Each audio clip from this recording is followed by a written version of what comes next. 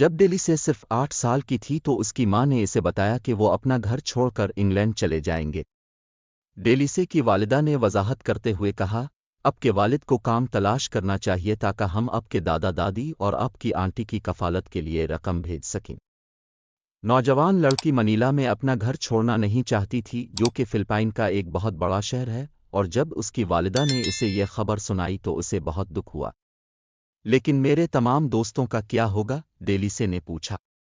मैं इंग्लैंड में किसी को नहीं जानती और मैं अकेली होंगी।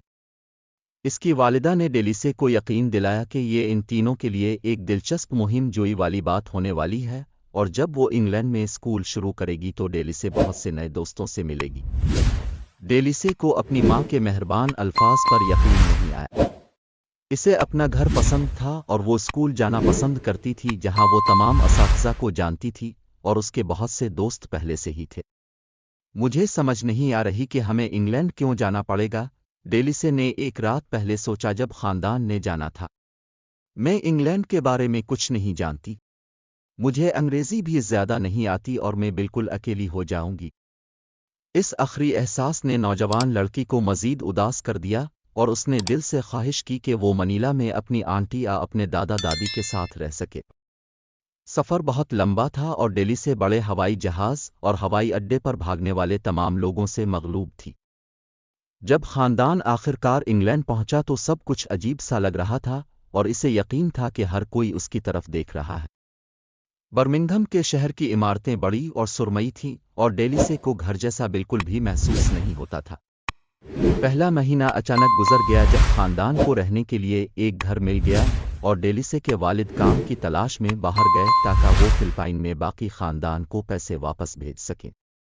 नौजवान लड़की बहुत अकेली थी और अगरचे इसकी मां उसके साथ खेल खेलती थी और इसे उधर उधर घुमाने के लिए बाहर ले जाती थी, डेलिसे अपने दोस्तों को बहुत याद करती थी और ये महसूस करने में अपने आप को नहीं रोक सकती थी कि वो नए शहर में बिल्कुल अकेली है। रात को वो अपने बिस्तर पर रोती रहती थी और वो अक्सर ख्वाब देखती थी कि अगले दिन इसके वालिद इसे जगाएंगे और बताएंगे कि वो घर लौटने वाले हैं। लेकिन हर सुबह डेलिसे बेदार हुई और इसे एहसास होता कि शायद वो फिर कभी घर वापस नहीं जाएगी। एक सुबह जब वो दूध के साथ अनाज का अजीब सा नाश्ता खा रही थी, सीनानगिक के इसके मामूल के नाश्ते की तरह कुछ भी नहीं जो मज़ेदार अंडों से बने चावल थे, डेलिसे को मालूम हुआ कि वो स्कूल जाने वाली है। इसकी मां ने कहा, ये आपके लिए घर से बाहर निकलना और नए दोस्तों से मिलना बहुत अच्छा होगा। लेकिन डेलिसे ये खबर सुनकर खुश नहीं हुई। इसे घर वापसी पर अपने दोस्तों की याद आती थी और अगरचे वो घर से ज्यादा बाहर निकलना चाहती थी, लेकिन वो स्कूल जाने से डरती थी क्योंकि वो किसी को नहीं जानती थी। डेलिसे ने बहुत सारे बच्चों को देखा था जब उसने और उसकी वालिदा ने बर्मिंघम शहर की सैर की थी, लेकिन किसी ने भी इससे बात नहीं की थी और वो ज्यादा अंग्रेजी नहीं बोलती थी, जिसके बारे में इसे मालूम था कि इसे स्कूल में मुश्किल पेश आएगी। जब सुबह हुई, डेलिसे ने यह बहाना करने की कोशिश की कि उसे बुखार है और वो स्कूल के लिए बहुत बीमार है, लेकिन इसकी मां हमेशा बता सकती थी कि डेलिसे कब ड्रामा कर रही थी और इसलिए इसे कपड़े पहनने और अपना नाश्ता करने पर मजबूर किया गया। डेलिसे और उसकी मां स्कूल के दरवाजे तक हाथ में हाथ डालकर चलती रहें, जहां उनकी मुलाकात मिसेज मरी नामी एक उस्तानी से हुई। उस्तानी बहुत मिलनसार थी और उसने डेलिसे का स्कूल में खैर मकदम किया और उसकी वालिदा को बताया कि वो 3 बजे दोबारा आकर अपनी बेटी को वापस ले सकती है। सुबह एक धुंधले अंदाज में गुजरी जब डेलिसे का तारुफ मजीद असातिज़ा और बहुत सारे बच्चों से हुआ जिन्होंने मुस्कराकर हेलो कहा। डेलिसे को बहुत कुछ समझ नहीं आया कि इससे क्या कहा गया, लेकिन यह समझाया गया कि दोपहर को वो दूसरे बच्चों के साथ एक खुसूसी क्लास में जाएगी जो पूरी दुनिया से इंग्लैंड मुंतकिल हुए थे। जब डेलिसे बाद में इस दोपहर को क्लास रूम में पहुंची तो उसने दरवाज़ा खटखटाया और अंदर चली गई। अजनबियों से मिलने के इतने लंबे दिन से वो बहुत नर्वस थी और बहुत थक भी गई थी। लेकिन जब वो अंदर आई तो मिसेज महमूद ने बड़ी मुस्कुराहट के साथ इसका इस्तकबाल किया जो पाकिस्तान से थीं।